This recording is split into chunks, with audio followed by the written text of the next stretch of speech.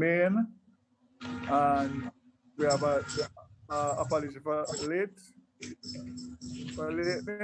with Senator Morris. Is that right, Ms. Mark? No, it was Senator Allen, sir, and she's here. Oh, Senator Allen was okay. So we withdraw the thing. All right. So you'll recall from the last time we met, we were run out of time, and there was a number of other questions that were to be posed to JPS. So we're going to do that today, and hopefully today will allow us to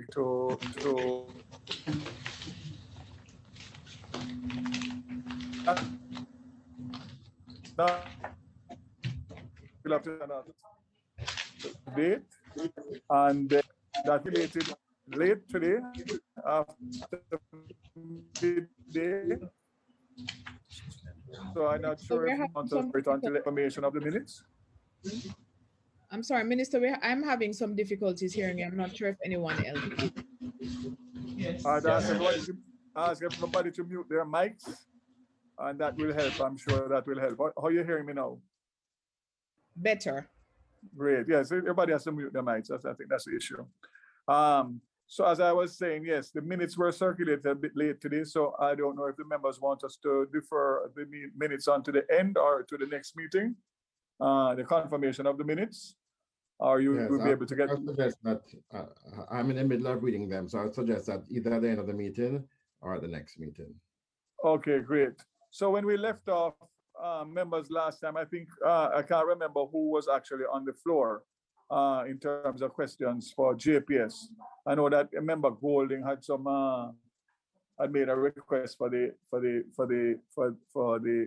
this meeting, and some others also, Minister Member Paulwell.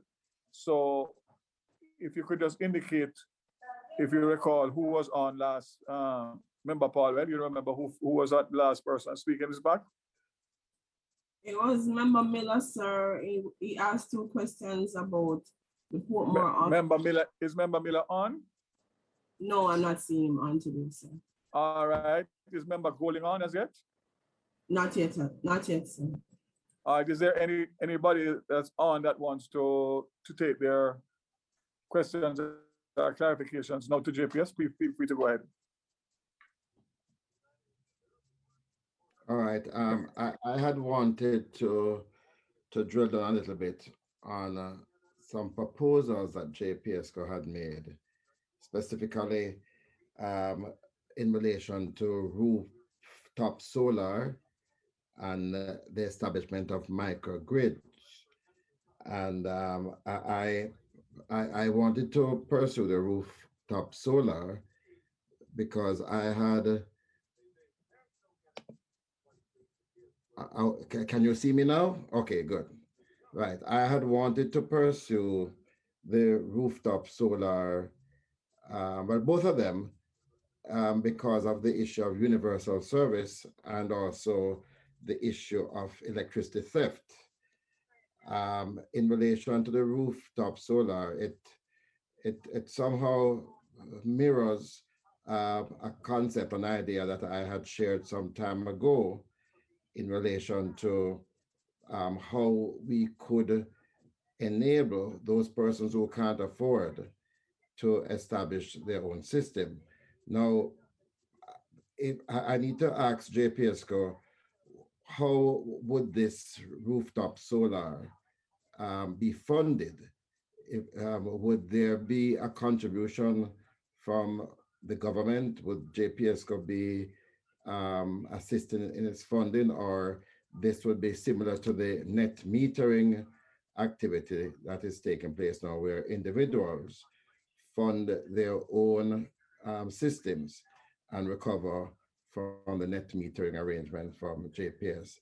And in relation to the microgrid, would JPS insist that these microgrids be established by itself, or would they be willing to accommodate some changes in their license to facilitate ownership being distributed amongst others for these microgrids?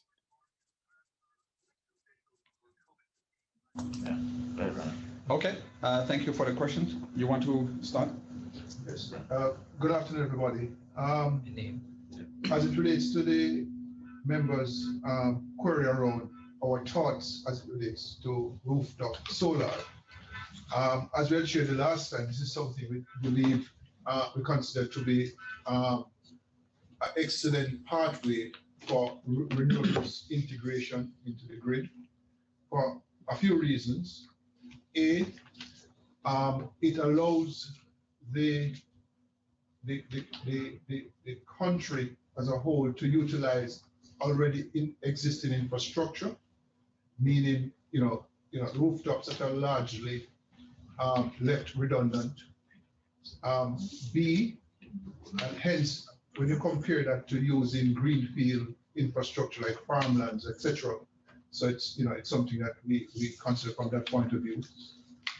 B, we believe, secondly, from a technical point of view, it allows us to put renewables closer to load centers, for example, Kingston and the metropolitan area, because clearly that's where the density of rooftop exists.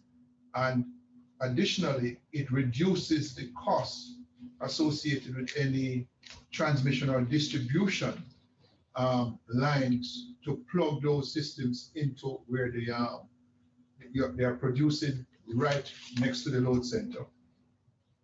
And you're able to plug right into, in many instances, into the distribution system that allows for better control of the intermittency as you're injecting at very small portions along the way. So no one big system having the impact of being able to create additional distortions.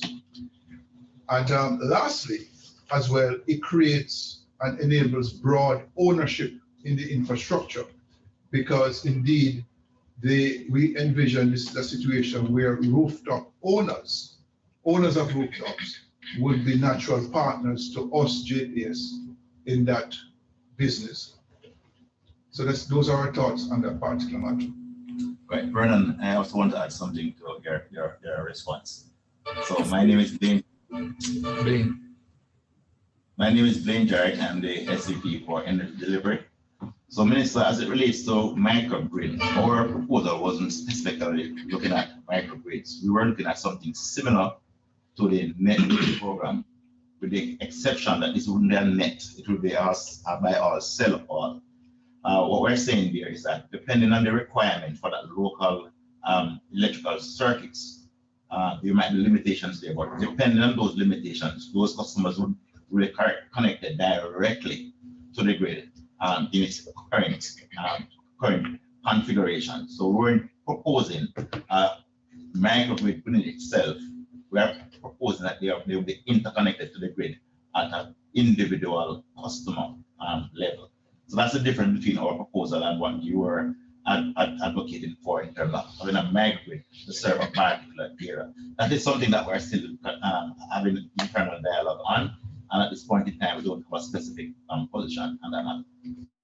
Yeah, and the last element, Michel Gontois here, CEO, that I would add to that is that this suggestion can only work with limited volumes, at least per installation. And the reason is that sort of structure cannot substitute itself for an IPP. So it cannot be used to basically circumvent the normal competitive bidding process to bring very large scale IPPs onto the grid. And one of the reasons why we're saying that is that we need to protect the integrity and reliability on the grid. And so any point of injection, as my colleague have said, we must ensure that they don't disrupt the normal operation of the grid. So you can't have a large volume of, for example, solar power injecting the grid without proper analysis of what it would do to the grid at every point of injection. So it's perfectly suited for relatively small location. That's why we're talking about rooftops close to the load, and that could work with the cell vial to not distort some of the incentives that are present in the system. All right, so the funding for the rooftop solar will be individualized. It will be for persons who can afford to put up these the panels, no? on inverter? No, not at all, member. Clearly there are different models that can be pursued, but this would be something that would be led by JPS. The owners of rooftop, important to note, the owners of rooftop may not be the natural occupants of properties or buildings. So it's something that is often misunderstood. The person who might own the rooftop might not be the person occupying the space beneath the roof. We would lead in terms of the investment there, along with different financing partners. And in some instances, or in many instances where that makes sense, the owners of rooftop could be natural participants as well, if they choose to be. And these could be in poor communities where people have established roofs. Not necessarily. As you can imagine, for this to be economically feasible, the rooftop must meet certain physical characteristics and dimensions. And I don't respectfully see, a home that is barely standing fitting that criteria. But would you agree, though, that the technology for panels has improved dramatically over time, that you really don't require the type of foundation for them to be mounted? In fact, you do have lightweight panels now that are available. But remember, I think that's beside the point. The point is that when you're deploying an asset on top of a roof, you want to have reasonable certainty. So for it to be economically feasible, that the roof is intact, it does not need to be repaired in at least 10 years, so that you're not taking on the installation. And as you can imagine, that might not naturally fit. We're talking where the solution that you're alluding to, which is more, I would say, a micro solution for an individual, which is totally different. Right. Additionally, Minister, the JPS code will establish standards to which these are installed. Our standard would require them to meet hurricane resistance capabilities. So that in itself would require certain type of structures for those to be installed. And there's no way JPS will be in an investment that cannot secure its asset throughout the lifetime of that asset. Or the lenders, Yeah, well, so to speak. Right. Well, it could be a part of a GOJ program to assist, especially in some of these communities that are affected terribly by hurricanes, a general improvement of roofing standards to coincide with this initiative. Well, I see my colleague, Senator Orbin, wants to ask a question, so I'll come back in a little bit after he's finished.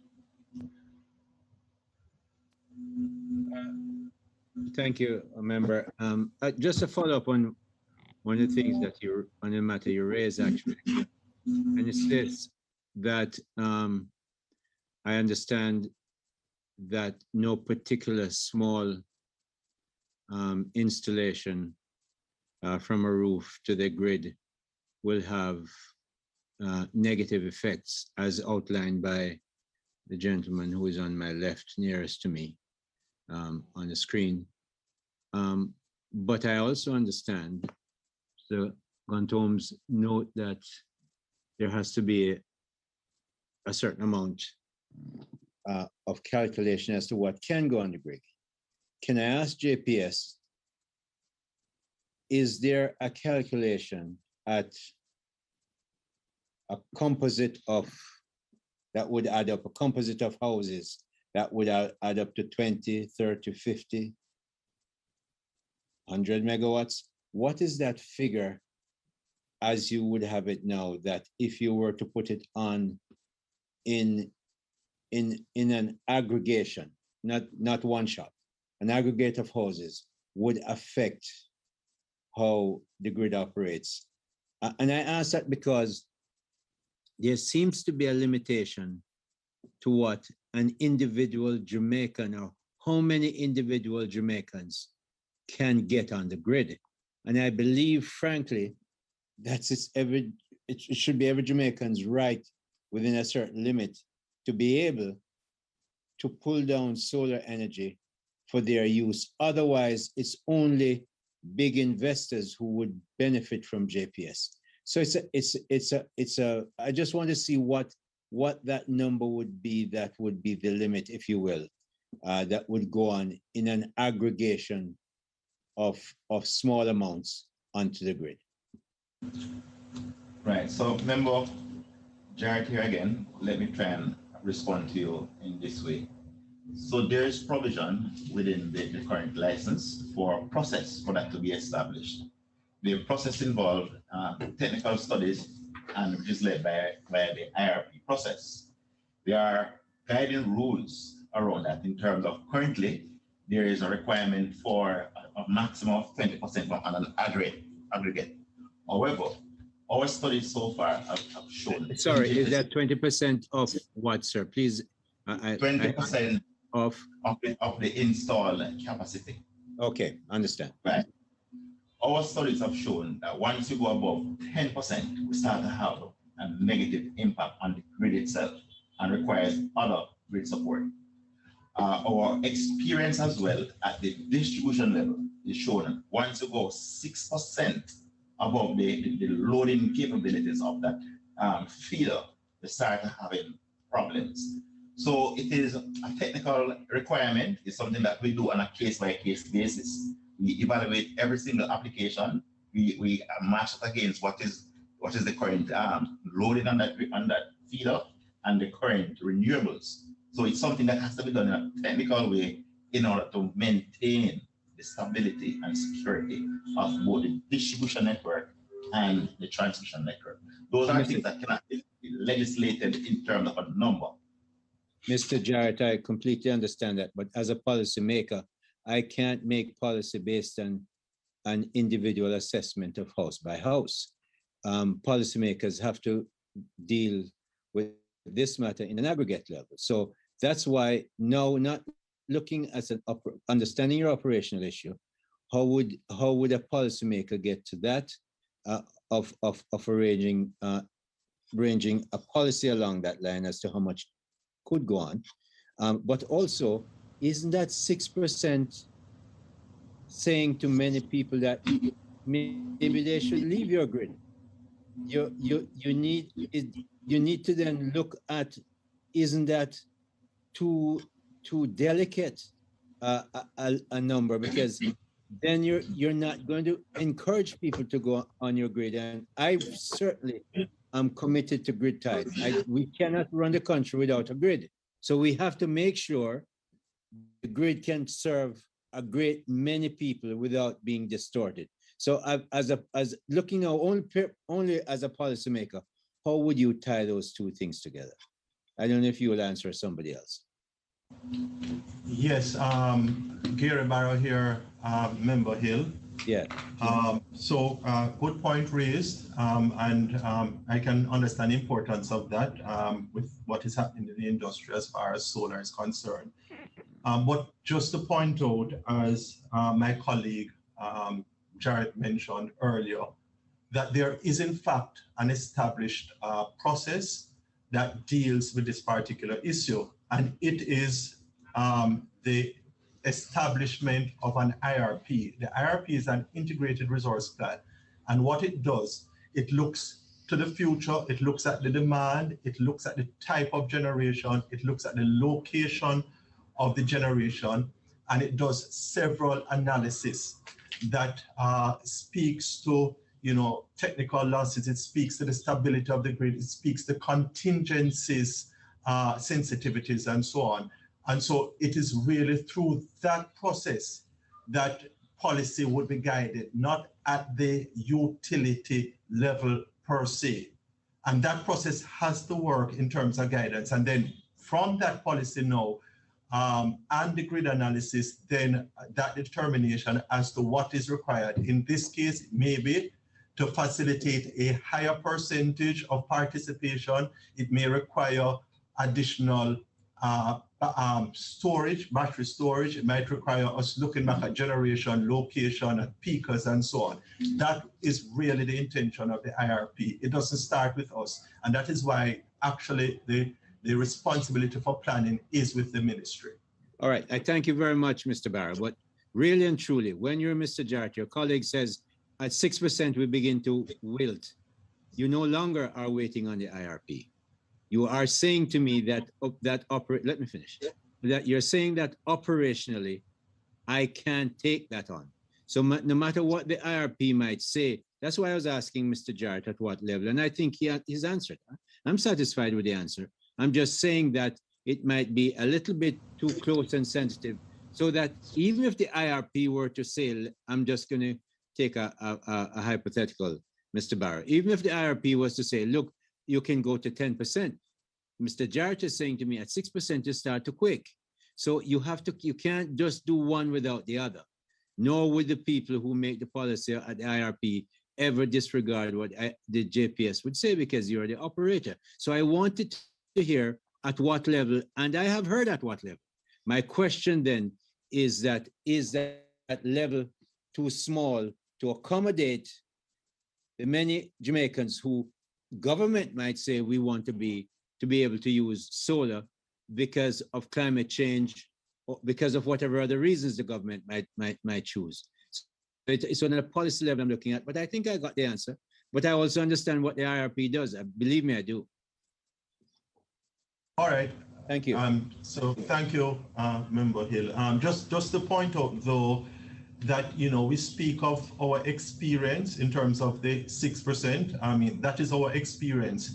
But I don't want us to ignore, which I think is a point that you're getting at, the broader point that a limitation is a limitation based on current constraints.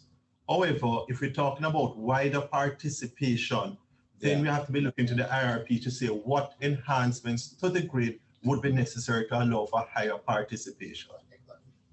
Okay, thank you.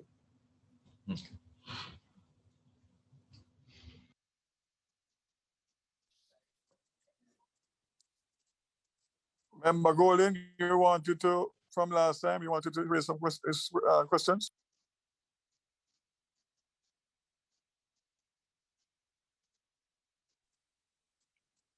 If not, I could try to get another clarification on the point that I raised last time. Go ahead, Member Paul.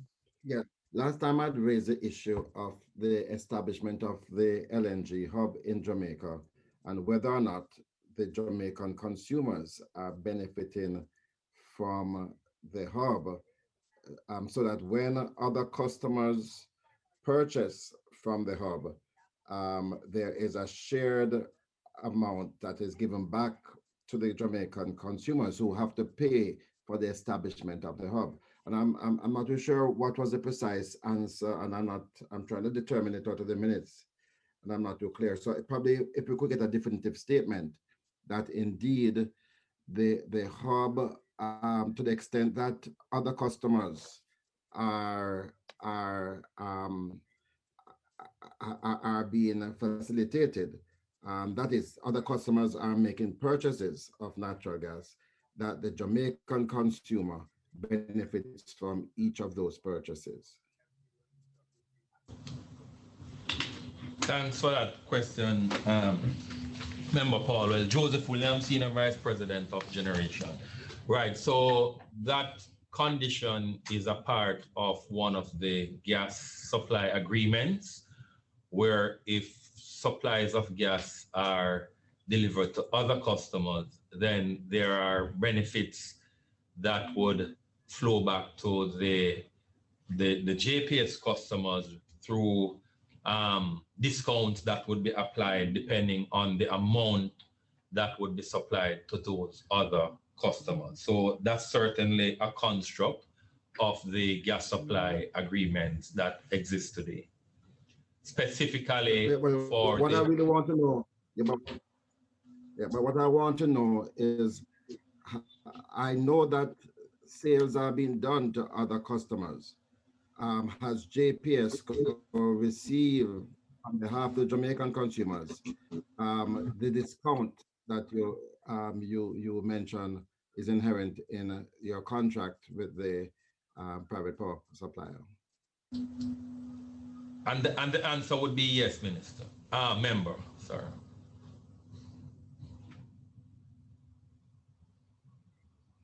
But let me just add to that. Would have details.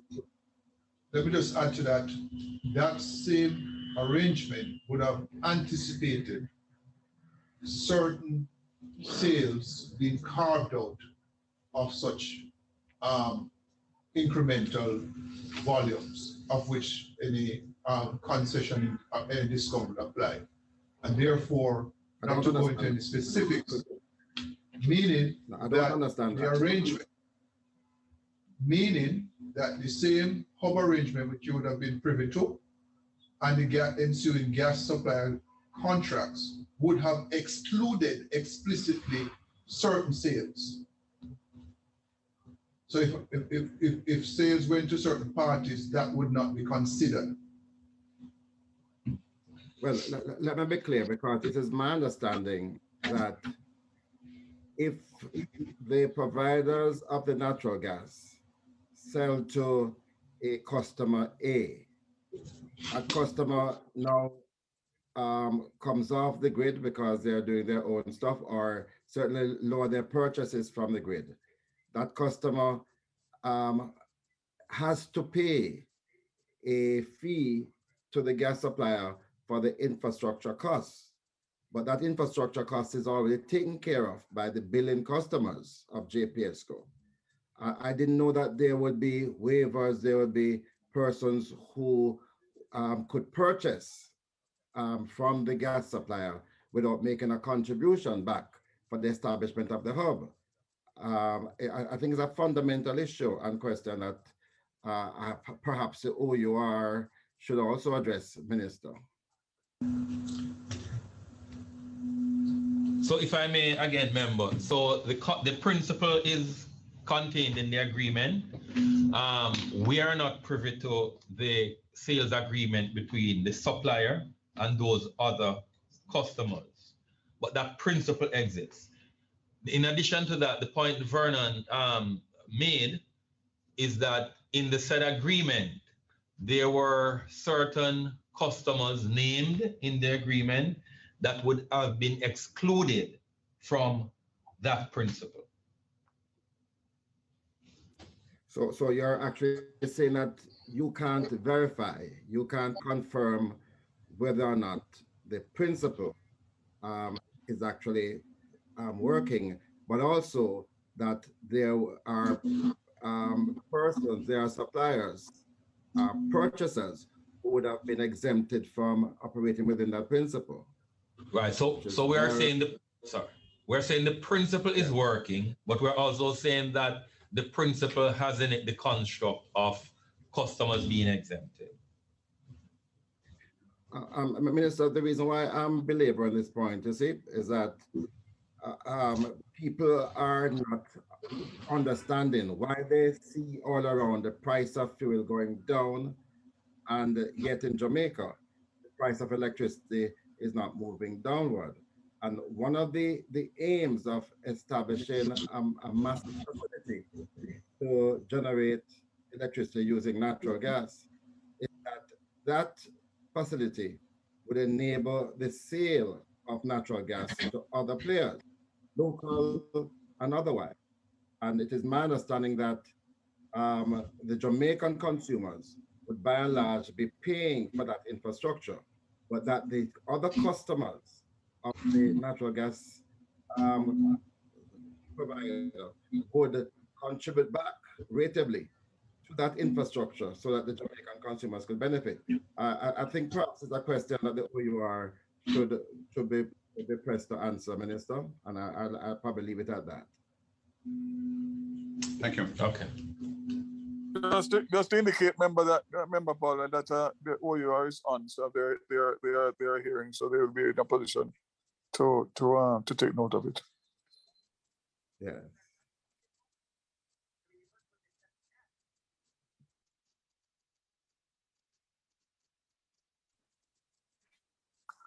Is member Golding? Go ahead.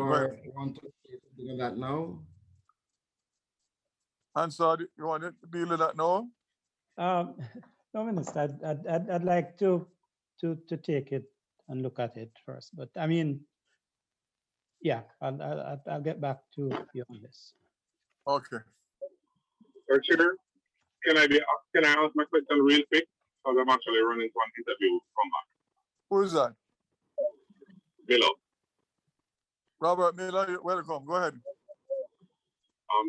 Good afternoon, everyone. Read the last question that I asked the last time. In terms of, I'm being very local in terms of the closure of the office, especially in Portmore. You know, since the last meeting, Mr. Chair, I've received around 5 emails, letters from the Citizen Association with concerns where that is concerned. So I just want to know if there's a trust by the JPS to, you know, rethink that decision in terms of the office in Portmore. Good afternoon, Member Miller. Good afternoon, committee. Ramsey McDonald, Senior Vice President for Customer Services. So, Member Miller, I'm going to address what we have done overall as a policy towards closing the offices, and then address a little later your point. So JPS has closed 10 offices over the last 2 years against a backdrop of changing customer behavior who are demanding greater choice and convenience, as well as the implementation of technological enhancements in the customer service arena. The closure of these offices was not taken lightly, but after extensive studies and surveys, we clearly identified the main reasons for customer visits. Most of these customer visits in these offices have been closed, can be completed over our online call center and through a mobile app. However, we recognized that the transition for many customers would be a difficult one. And so since January 2021 of this year, we have put in a number of initiatives that have been working quite well. We have virtual platform meetings. We have our mobile office units out in the field, and we are also involved in local community events. We have engaged just over 12,000 customers via this method so far throughout the island, and we continue the program to engage and educate our customers. Of note is that 52% of our meetings were with community-based entities, with special focus on those that suffered from geographical remoteness and poor postal services, and also 42% of our meetings were with state agencies and organizations focused on the elderly. We continue each and every week with these programs across the impacted parishes. And for your Portmore area, one of the things I'd like to suggest, if you're open to this, is for us to have an engagement separately so that we can go into further details with the team that represents that parish as to how we can further, as we can further assist you in working forward to serving the persons in Portmore. It would be nice if you can be in the meeting as well. Not a problem. We can arrange that. Sure.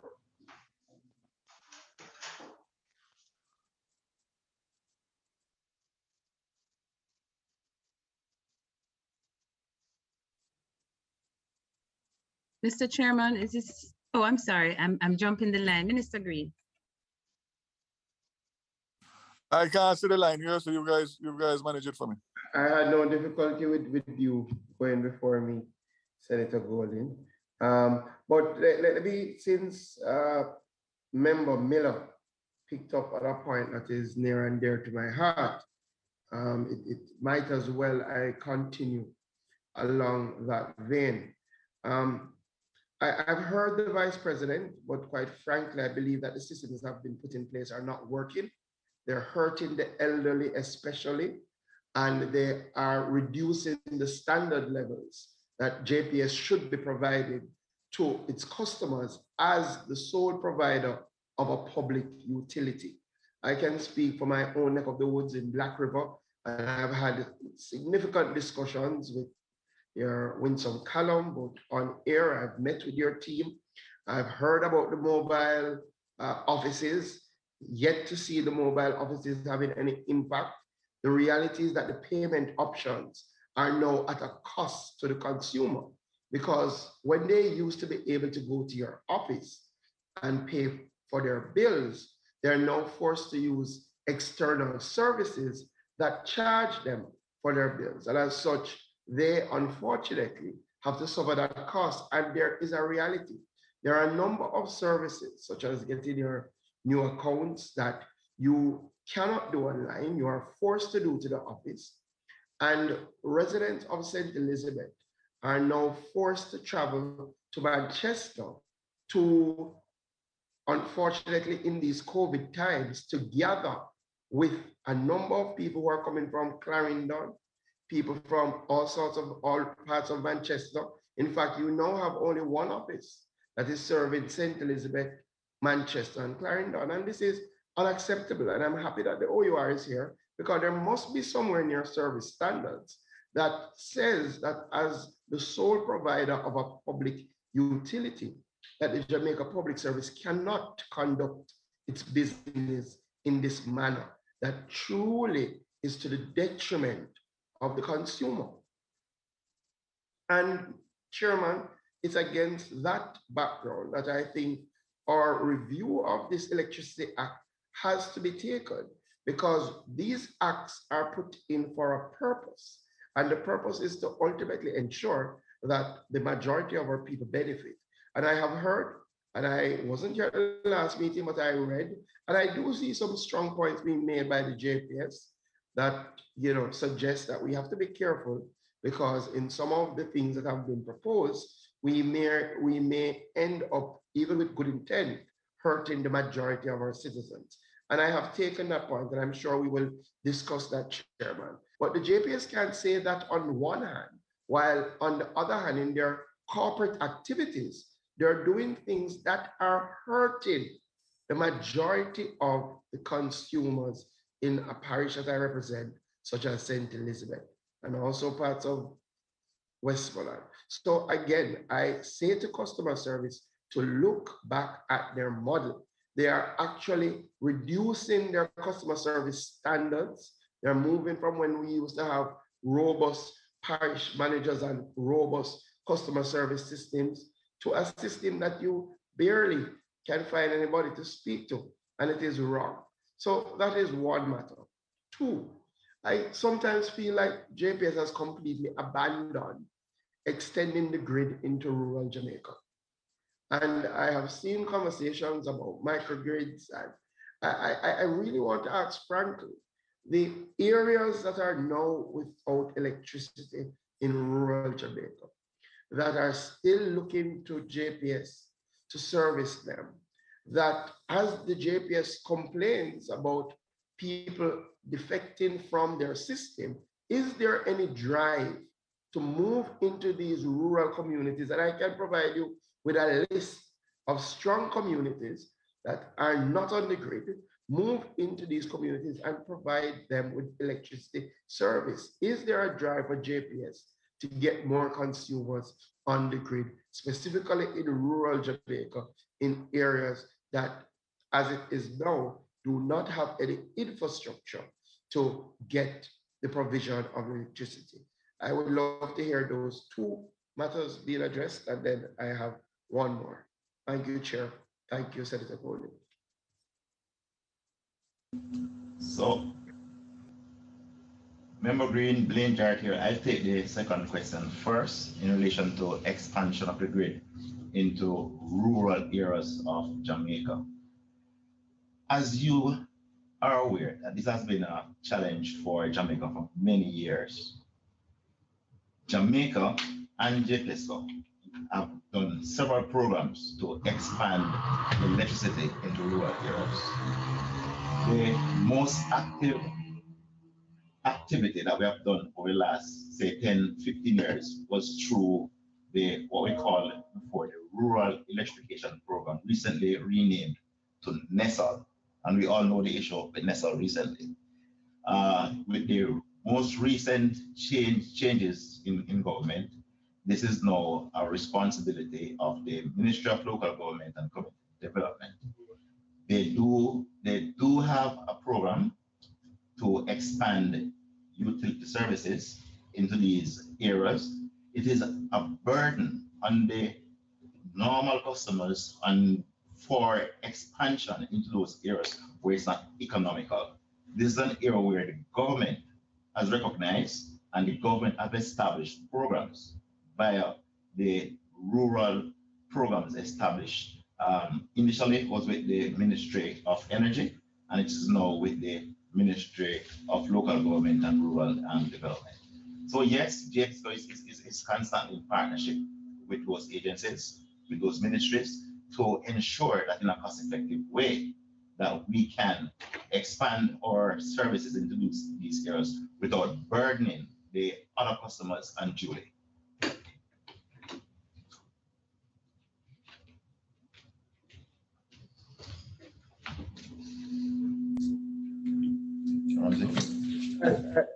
I was alone, but I hear you. I hear you. Let me ask us a question. There are communities that probably at 10 years ago, 15 years ago, 20 years ago, it was not economical to extend the grid into that area because of the limited population size, but that have significantly grown over time. The question is, does JPS do checks to see if there are areas without electricity that would now be economically viable for them to do some form of infrastructure work in? Is that a part of your setup? Do you, because again, and this is again in the background, that clearly you need to onboard more customers. That is, if people continue to defect, you need to onboard more customers. And unfortunately, there's still large communities without electricity at all. So yes, have a system that they check to see if there are communities that it would now be economically viable for them to extend their network to serve.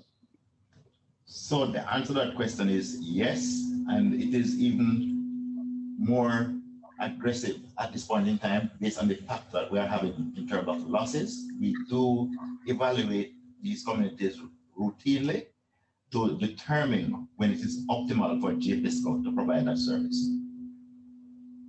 Well, on a quite parochial level, I will send you a list of communities that I would love if you could evaluate to see if they're economically viable. We'll be very happy, member, to review that list and engage you further on those specific cases. And Member Green, in response to your original question, re the customer service, again, I look forward to setting up a meeting with you for us to discuss the issues that you're experiencing in St. Elizabeth. What I would want is for you to set up a meeting with the people. You know, I frankly believe, again, and I speak to the standards, I believe that this move should not have been done with open period of consultation. I know you gave notice. I'm not saying you did not give notice, but it should have been a period of consultation, because I believe that these offices were moved on bad data. I believe they were moved during the COVID pandemic, when if you were to look at the numbers, of course the numbers were lower because the elderly could not come out of their house, right? So you can't use those justifications to justify low usage of these offices. And again, I strongly believe that you made a mistake in relation to Black River, which served St. Elizabeth, which served parts of Westmoreland.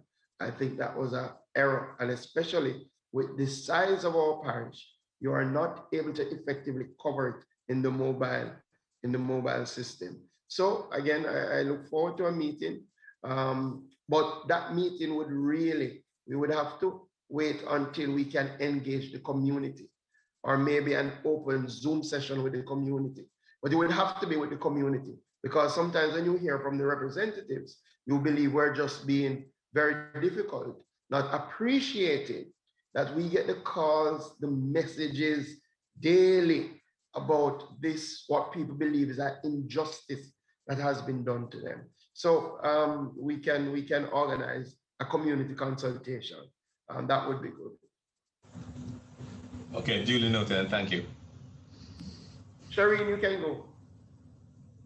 Before Sherry, member Golden goes, I just want you to know, Minister Green, that Portland is the beneficiary of the same situation. So I see you batting for St. Elizabeth, but I think it's wider than that because the same complaints and the same situation. Agreed. Member Golden? Thank you, Mr. Chairman. I hope you're hearing me okay. Loud Yes? and clear. Loud and clear. Okay, great. I had some difficulties with internet this morning. Great. Okay, so I just wanted to explore a little bit some of the proposed legislative changes in the JPS code submission. And I want to make a couple of points. And I also want to reserve my right to ask follow-up questions outside of this, in particular because I think there's a portion of it that I have not been able to cover for today's hearing. So Chair, forgive me for that. I did my best to get through it. But in particular, I know the tension between the JPSCO and what it proposes in relation to renewable, how we treat with renewable energy sources. And of course, the national discussion about renewable energy. And I just want to get an understanding. I mean, I'm seeing that tension play out certainly in some of the provisions related to that issue that you have proposed for amendment. And I just want to ask you, when you talk about the proposed amendment to the use of system charge, for instance, as in terms of recovering the investment in the grid, the cost that you refer to, the cost that you say you incur, how do you determine what cost is incurred? How is that? Because when you talk about capturing that now as part of the definition, who is going to determine that cost? Who is going to monitor that cost? How is that going to be lumped into the cost borne by that person who is engaging in wheeling? My initial question. Senator Golding, could you please refer us to the section of the written submission that you're referring to? I'm sorry, so it's at page 15 of your submission. It's actually the first page of your proposed amendment. Okay. I wonder if I should just ask all my questions. So, Member Golden Campbell, just to quickly say, there is no tension as it relates to the energy sources that we use to provide electricity. Quite frankly, JPS buys power from numerous sources: hydro, wind, solar, and firm fossil fuel sources from gas and liquid natural LNG. So I just wanted to make that point absolutely clear. We have structured methodologies that are regulatory defined in terms of measuring cost to serve. And those are frameworks that are actually agreed with the regulator, or in some instances, studies demanded by the regulator as a standard way of doing business in determining cost to serve. And that is how you would measure that for your question.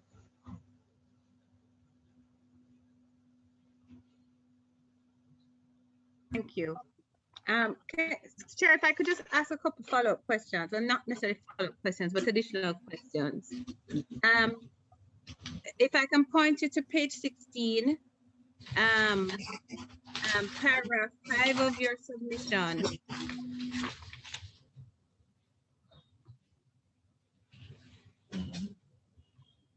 the amendment you're proposing is that the OUR and other electricity participants have the obligation to comply with a request made by the minister and not just a licensee. Are there circumstances in which a minister is requesting compliance? I'm not even sure the minister can request compliance from the OUR. I was a little perplexed by this line. Can you explain to me how that plays out that would cause you a concern, leading you to propose this amendment? Senator, what we're proposing there is that in respect of the planning process, there are several parties that would be integral in providing information. As currently worded, the section places emphasis on JPS to provide the requisite information. What we're simply asking there is for the other players to also be obligated to provide information. I understand what you're asking. I'm asking you why you're asking it. Are you experiencing now a scenario where other players are not providing information critical or material to the planning process? Yes, Member Golden Campbell, as you know, unfortunately, even best efforts, and oftentimes with constraints, knowingly on other parties, they fail to meet their obligations. But ultimately, it is the only one party that can be brought to account, and that does not bring meritocracy to the system. And therefore, for example, when I think about one example, in producing our 5-year business plan that is required under our license, it required a prerequisite being a furnished integrated resource plan to be issued by one arm of government, which at a certain time frame never came. It came probably a year and a half late. Right. So therefore, we could not have fulfilled that mandate. Right. So let me add to that as well, Vernon. So yes, we are having that challenges now. The IRP process that we spoke about, which is very vital and critical to the planning of the nation's energy needs, has been a subject of discussion for the last maybe 4 or 5 years. That process has been a protracted process. One of the contributing factors is the fact that other parties who are required to submit information to the ministry to facilitate timely evaluation, timely assessment of the country's energy needs have not seen it as an obligation, have not seen it as a reasonable request.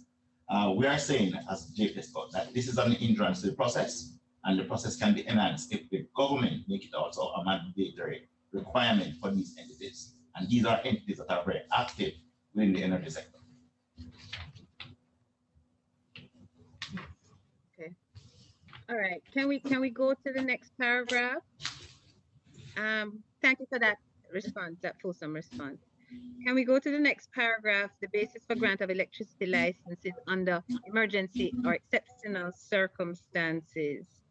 I have a little bit of a difficulty with this, and I asked to seek your thoughts about how I climb over this. I mean, in an emergency situation, and I'll read from your second sentence. Having regard to the importance of a competitive process, consideration should be given to including a requirement for the cabinet to establish guidelines around what constitutes an emergency, exceptional circumstances, and the public interest for the grant of a license under the section. The section, of course, particularly speaking to these unusual situations where cabinet has determined that an emergency situation exists, and there's another one about needing to grant a license to accommodate a foreign government's offer that will benefit the electricity sector in Jamaica. And then, of course, exceptional circumstances are prevailing economic and financial conditions. So just for the benefit of those watching, I read the particular section. Who is it that is to it's the cabinet makes the decision, and cabinet is largely consisting of elected representatives. I'm trying to understand, if not cabinet, to determine when these scenarios exist in a country, then who is to the generation procurement entity process under Section 27 are going to determine when emergency situations in Jamaica exist and when the public interest has to be protected. I don't know if that is their role.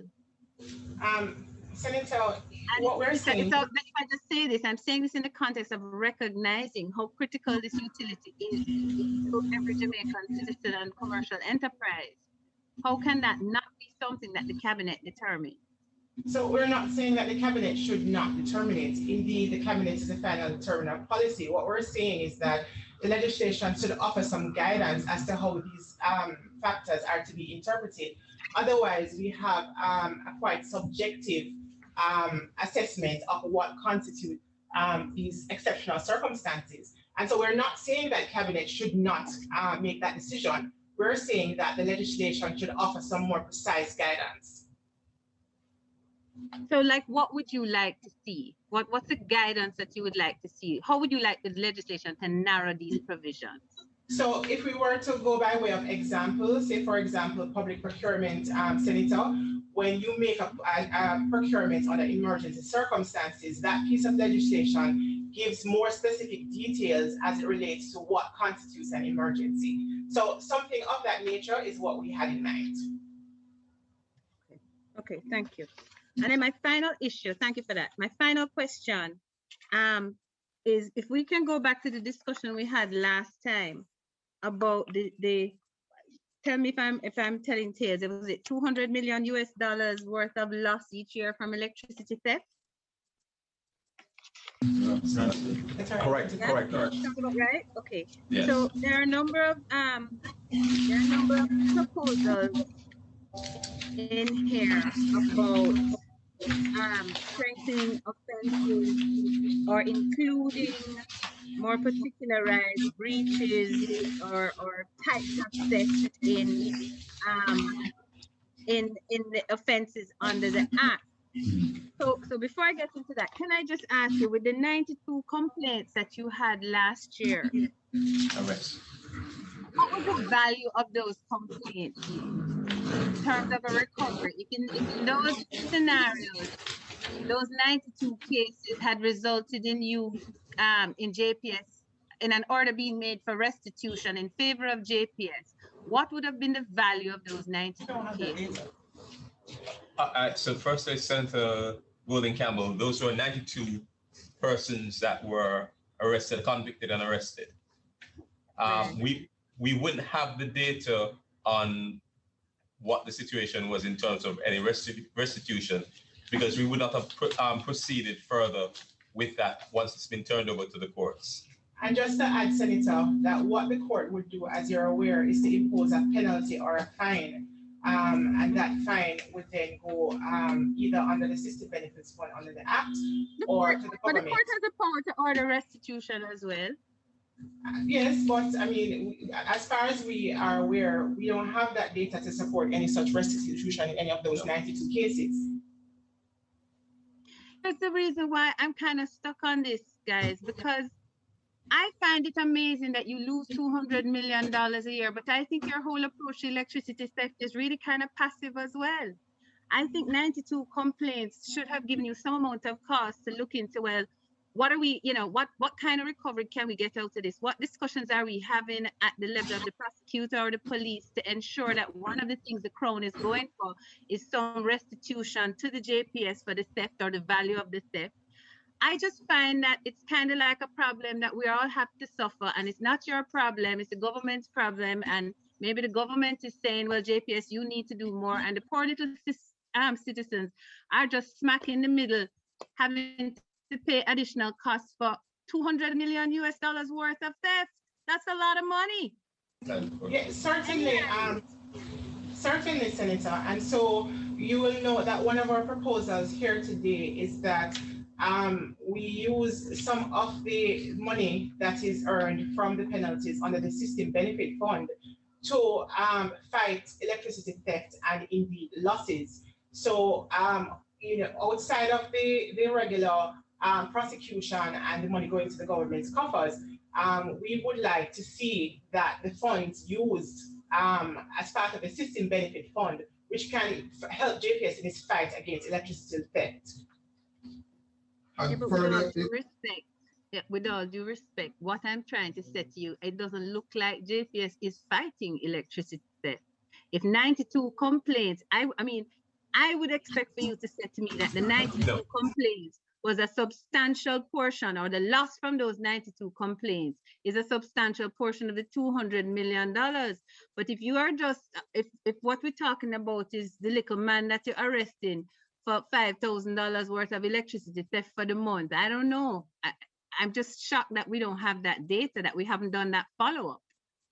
Because it would be in the complaint. The complaint would indicate what the person has done, what the complainant has been charged with, and JPS would be able to confer with the police to tell them what the value of that is to JPS. How come we're not aggressively going after that? How come it's just the citizens who are having that burden to bear?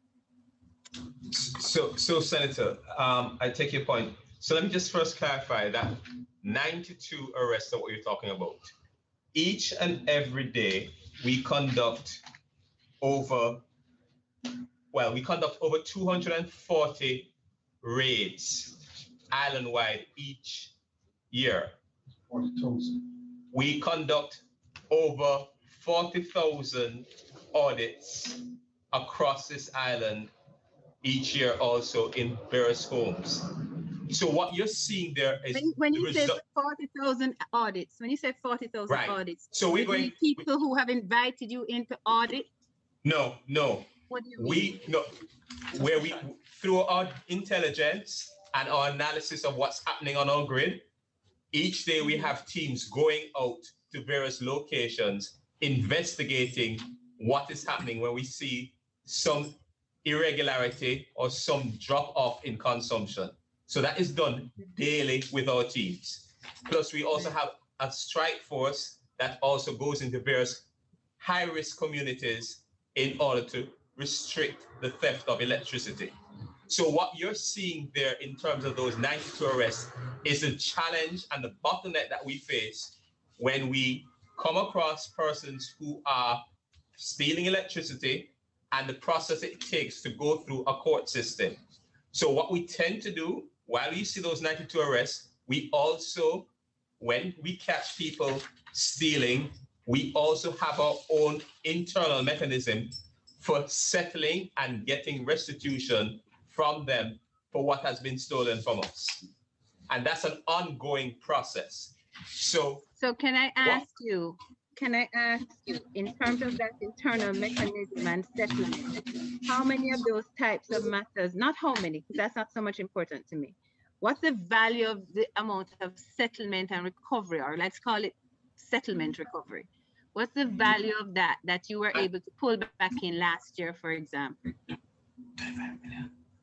That varies. On average, you're talking anywhere between 10 and 20 million. And obviously, one of the biggest challenges... Which currency we're talking about now?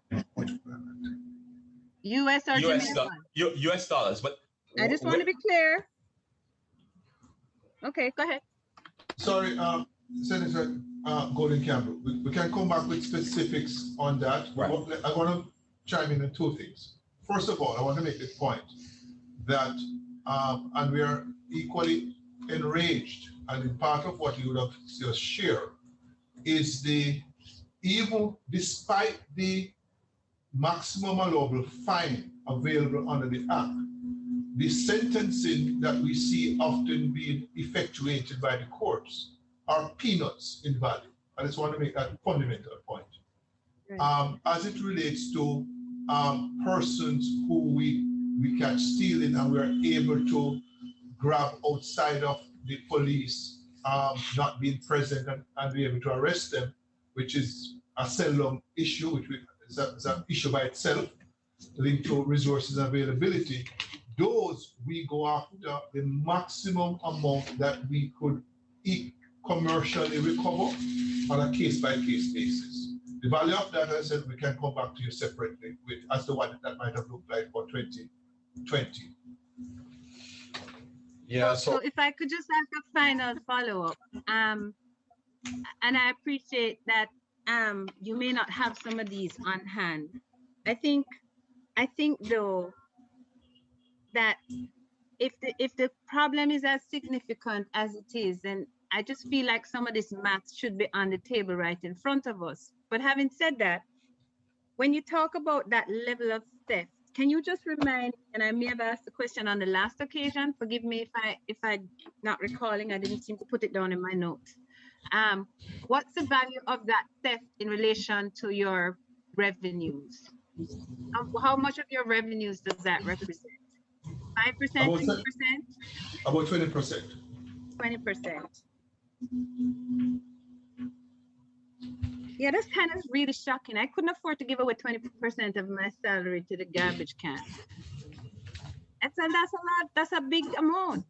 Correct, and we, that's a big amount. Correct, and we can't either. So, but once again, the big picture that we are trying to give here, and apologies if we're not clear with the whole process, that indeed we have entire teams and an entire part of the organization that every day conducts, hundreds of raids. It's thousands of audits and missions in the fields based on our analytics and identification of where the theft of electricity occurs. So we have teams being deployed to try to resolve the matters. Only in a fraction of those visits, of course, we are accompanied by the police, simply because the police force is not, by nature available to accompany us on every single raid. We do many more raids than there are police officers available. And as we know, the police has also its own priorities, and theft of electricity is not necessarily, the perceived as the biggest crime. So we are very grateful to work with the police whenever they accept to come with us, and they share with us the burden and the agonies of some of the missions where we go on the field, including being pursued by people with machetes or people shooting at us collectively, both the police and our own teams. So we're very grateful for them. But even when we identify people who steal electricity, we have to leave it then. And that's the discussion we had last time in terms of enforcement. We have to leave it to the police coming with us to decide the course of action that is appropriate. And we trust they take the right decision. And with the weight of evidence and witnessing what they do, they have to decide whether they think there's a strong case, of course, to refer to the judicial system or to issue a warning, which they do often as well, in the hope that, the act will not be committed again, or to give a strong signals to the rest of the community that isn't acceptable. So there's a fair amount there of activities taking place.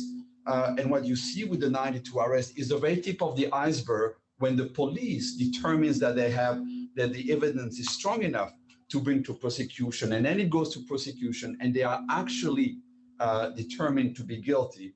And frankly, the amount that those people would pay in restitutions, that once again doesn't come to us. And you could argue that we should fight to get part of that amount. First, it is not a lot. As you can imagine, whatever amount those 92 or 90 people would pay is not huge. And that is not, I think, the right fight we should have between us and, say, the government to share that little pot of money.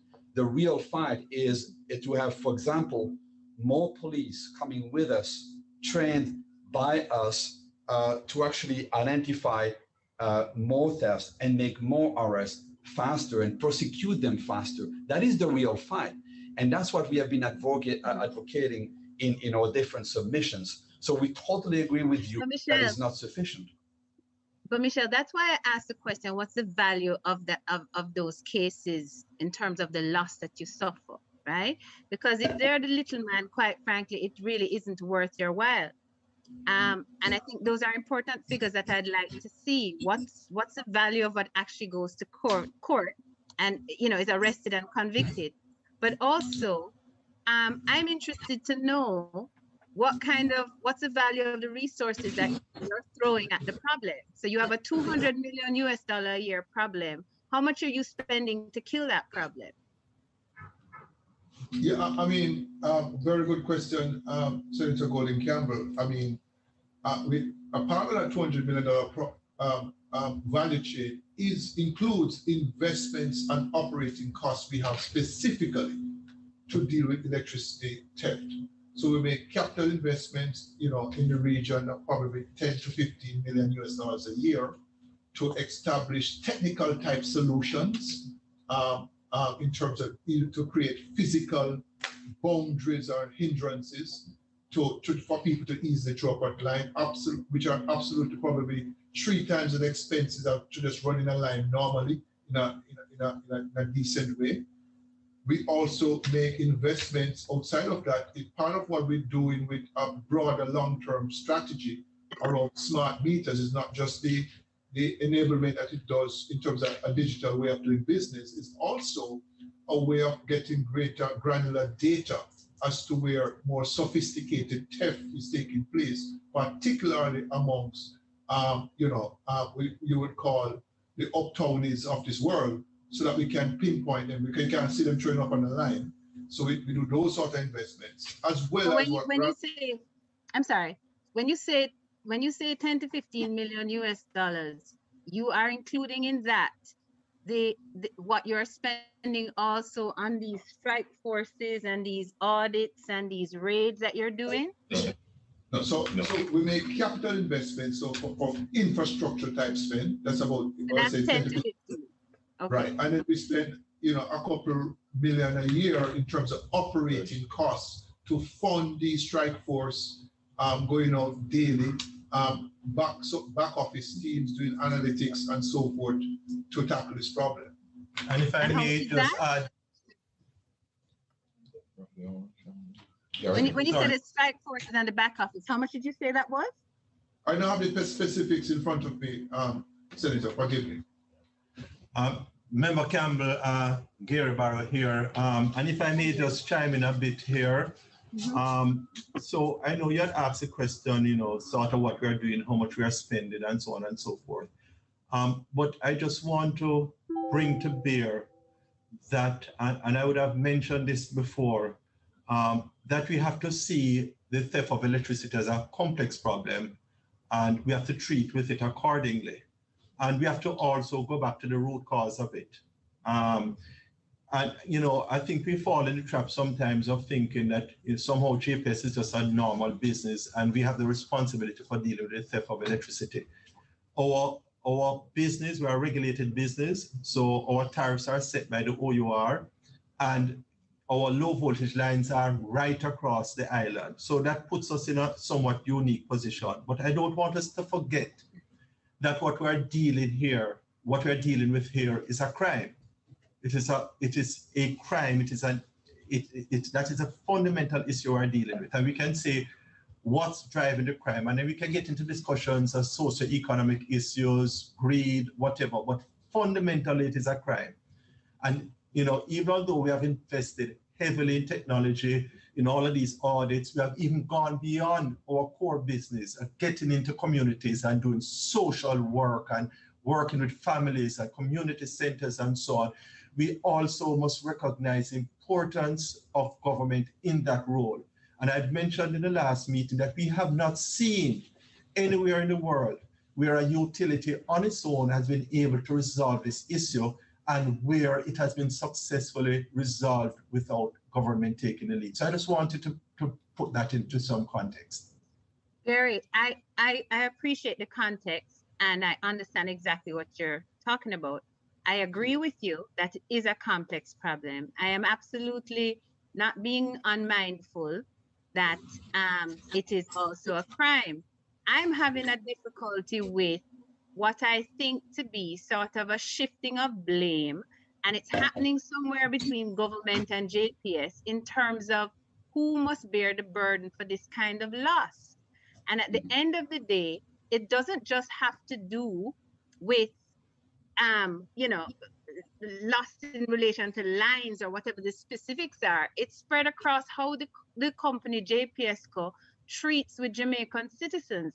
And so I'm saying, I'm not convinced, not that I think you can fix the problem on your own. I certainly don't. I think it does have to be and multifaceted approach.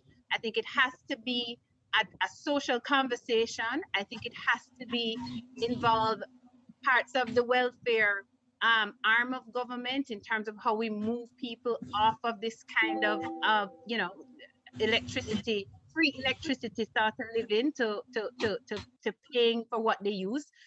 But when you have a $200 million problem, that's 20% of your revenues. And it sounds to me like you're spending like, I don't know, is it 10% of the problem to try to protect yourself? That just doesn't sound to me to be a sufficient commitment in terms of JPS's efforts and what JPS can do. And that's all I'm saying. I would have expected a much more aggressive approach. And I'm not taking government off the hook when I say this, but I don't think you're much concerned about it either. That's what it's looking like to me. And the figures that I've asked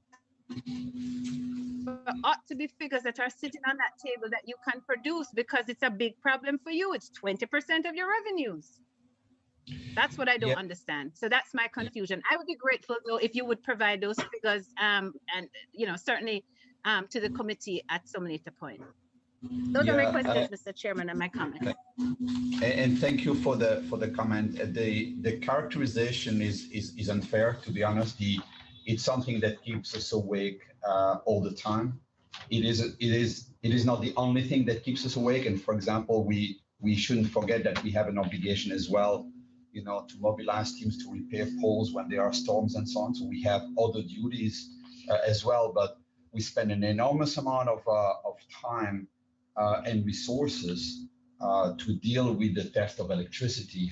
The reason why it's sometimes difficult to give precise numbers, by the way, both for the investment in actual physical infrastructure as well as the deployment of people and vehicles, is that those are resources that of course we share for other purposes in the company. So the smart meters, for example, or the smart infrastructure that we use to pinpoint more precisely where some of the theft occurs are also used for meter reading and for informing the public about the consumption, which is part of a more generic service we offer to the consumers. So depending on how you look at it, it is both a part of our normal operations and part of our fight against theft. And that's been a massive, colossal investment that we have made for years and years.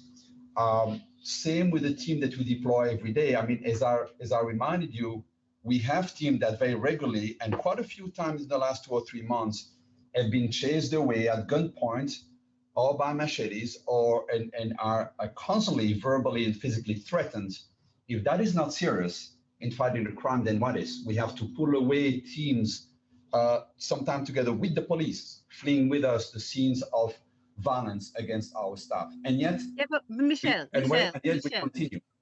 Those are emotional arguments, and I hear you. It's serious offenses, but it's emotive in how you're expressing it. Because at the end of the day, you can't tell me today whether or not the efforts that you're putting at this thing are yielding any fruit.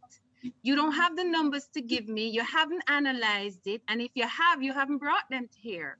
So if you have them, let me look at it. I'm happy to make further comments on this in future sittings of the committee, but the emotive response isn't getting us anywhere. It's absolutely inappropriate for teams to be chased by machetes. But we have a problem. And if we have a $200 million problem and we're only spending 7 to 10% of our resources to fix it, and then somebody else must worry about it and Jamaican citizens must take on the burden of it, that's just not an appropriate approach in my mind. So I would love to see the numbers. I'd love to be able to look at it more in depth. And I understand the perspective that you're giving. It is a complex problem. And I'd love to see what we can do to perhaps sit down with the minister and talk about how is the government going to be attacking this issue of electricity theft. Much more aggressive discussions need to be had. I'm happy to contribute to those discussions. Thank you. May it please you, Mr. Chair. That would be great. We'd be happy to have that discussion as well. Thank you.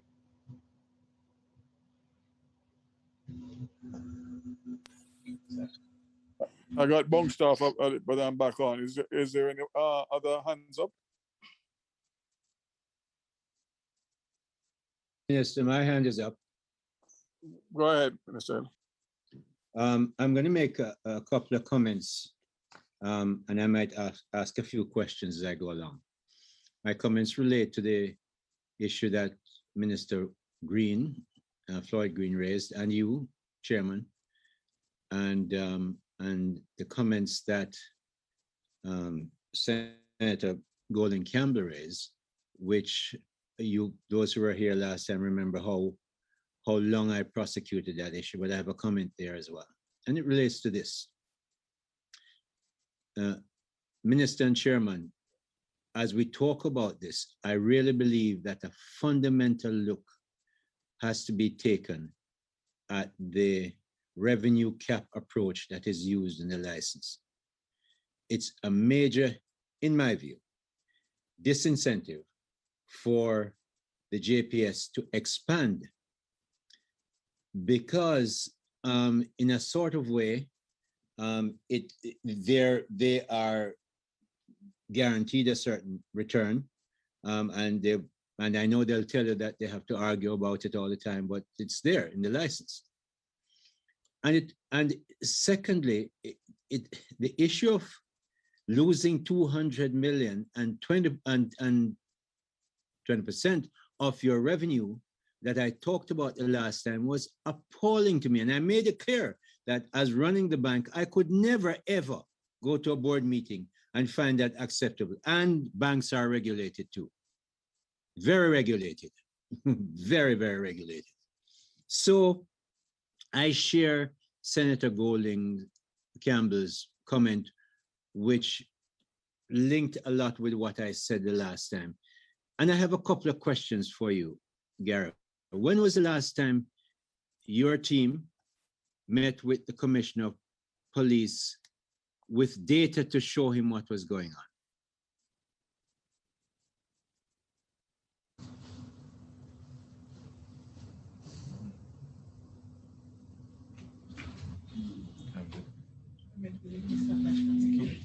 Well, we met with a year ago. We met with the Minister of National Security, call it over a year ago.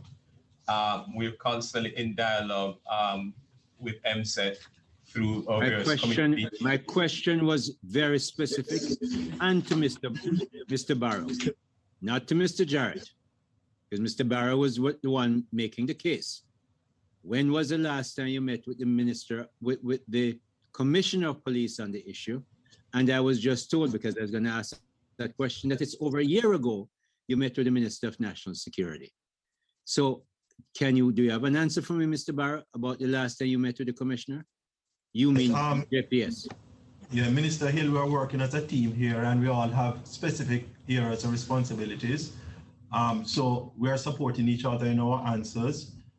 Yes, so I recall a meeting with not just the minister, the commissioner, but several other parties. My question is specific, Mr. Barrow. I'm asking a specific question.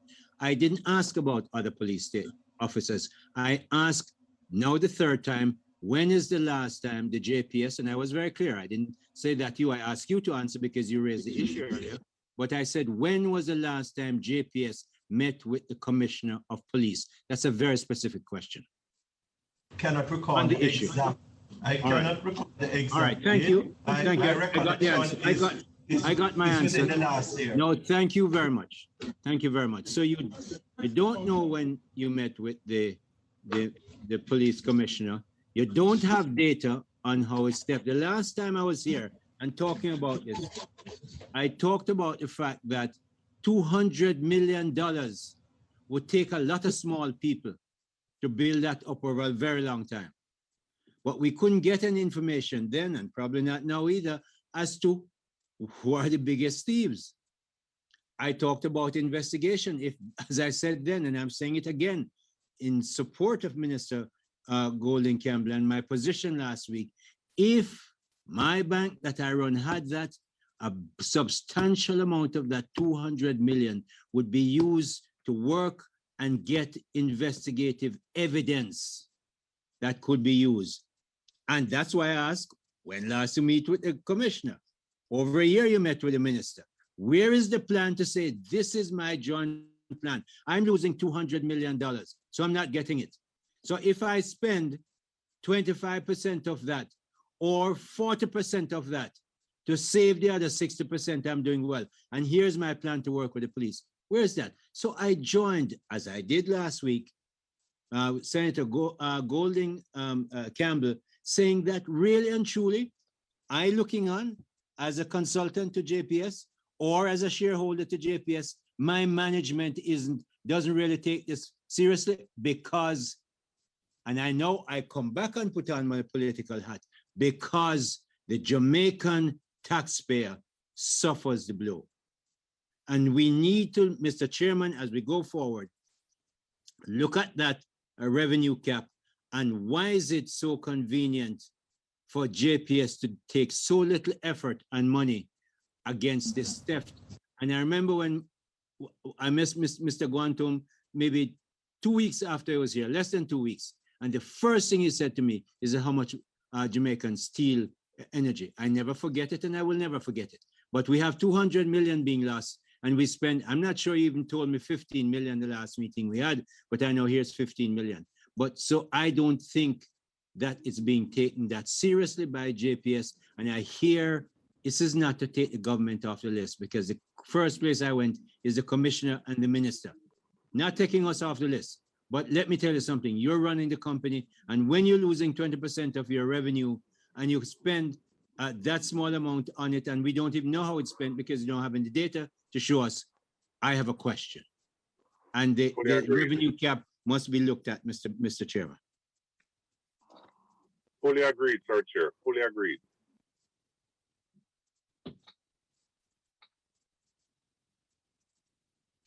Thank you, Chair. Thank you, Member Hill. Is that the end of your contribution, or you have other questions? No, sir. I'm finished at this point. Thank you. All right. Any other hands up?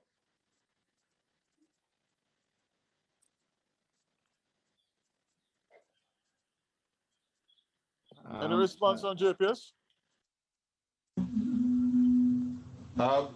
Yeah, I mean, just once again, thank you very much for sharing the view that it's a collective effort and there should be more discussion with different parties, including the Ministry of Energy. I think we can all align on that, and that's a position we've been advocating for quite a while.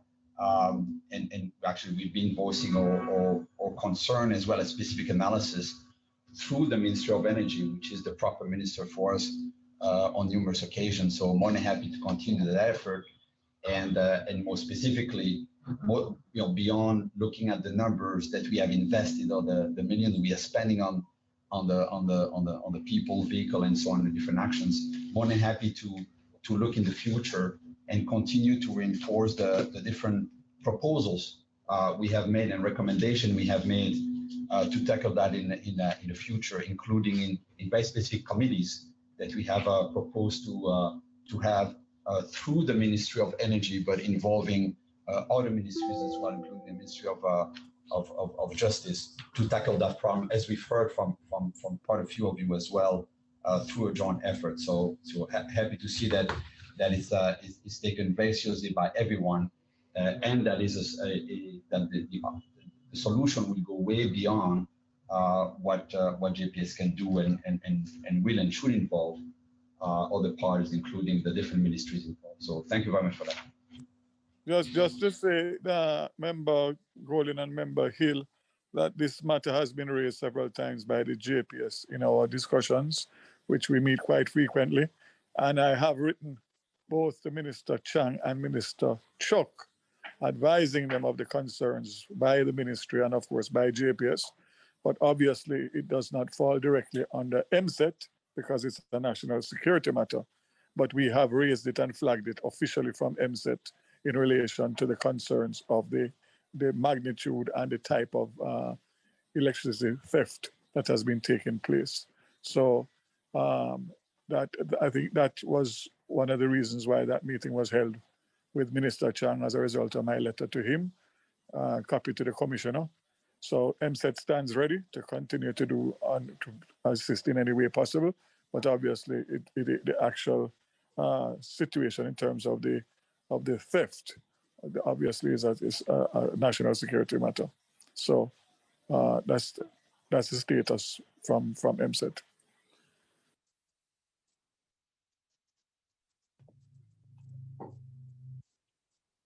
Mr. Chairman, I think you have two other.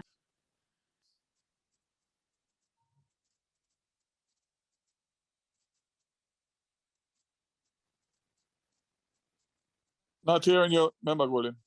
I was saying, I think you have two other hands. I'm Go seeing right Member ahead. Paulwell and Minister Green.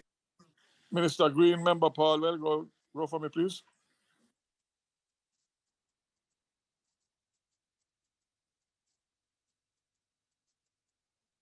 Did you say Green or Paulwell? Member Paulwell, and then Member Green. Okay, I'm very brief. The OUR had indicated earlier that they will provide some answers in relation to the hub. Perhaps if I could, get a specific timeline for that. And I just wanted to be clear, JPS, in your submission in relation to electric vehicle, you did say you support a competitive environment for the charging port to be established and for such services to be provided. I just want to be clear that that is a position that you have. Yes. Yes.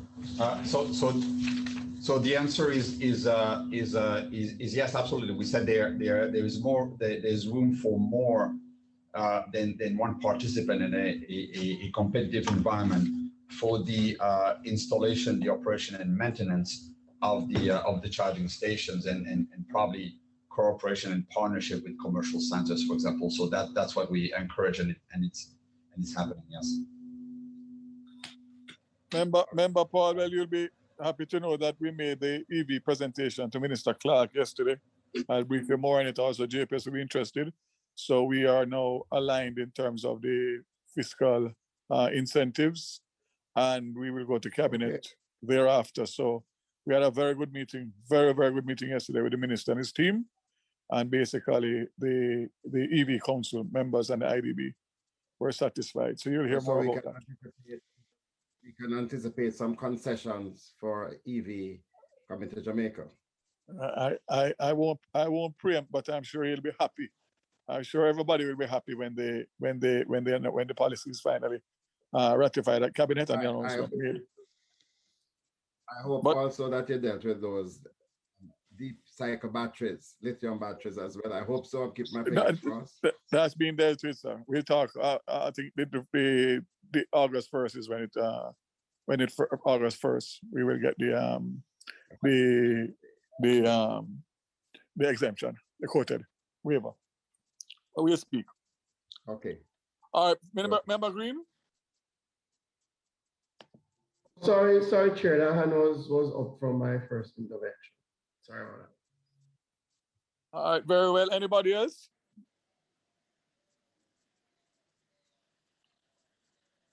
All right, well, I think it has been an interesting presentation. I think everybody has been very open and frank, which is good. And obviously, we will await the information from OUR and from JPS. Sir Chair? Yes, Member Miller.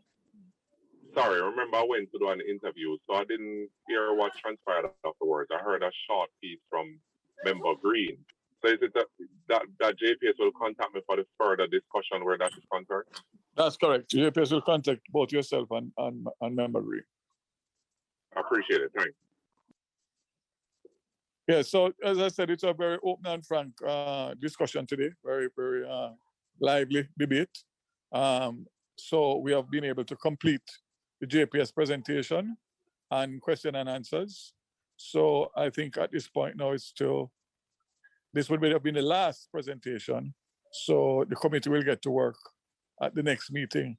Ms. Mack, what are you suggesting for the next meeting date? I'm sorry, the next meeting date is set for September at 10. September when? 29th. No, that's too far. I'll have to change up my diary. After the break, that's way too long. Can you give us some? Can you give me some dates so I can circulate tomorrow for the members? I'd like to start at least by the middle of the second week of September, if possible. Okay, sir. Chair, 29th before would- we go, yeah, 29th would lose 2 months. No, that's not acceptable. I'll change. I'll rearrange my schedule to accommodate. So give me two meeting dates for September, please. I will check with you in a few minutes. Member Golden? Chair, if I might, I just want to issue my own thanks to the JPS team. I appreciated their submissions and certainly appreciated the preparation, the standard of preparation of the team in coming to speak with us. So notwithstanding some of my questions might not have been answered in this session, I do regard the standard with which they approach the committee, and I'm grateful to them. Thank you. Thank you for that, Member Golden.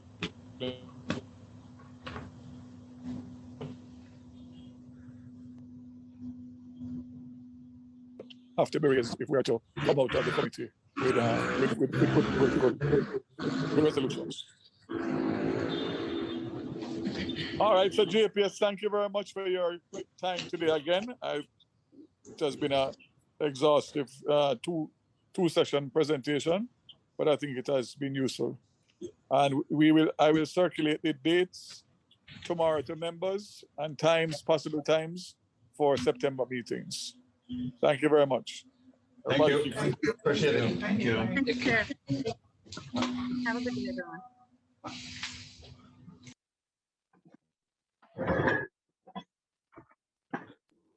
Thank you, Sir Chair.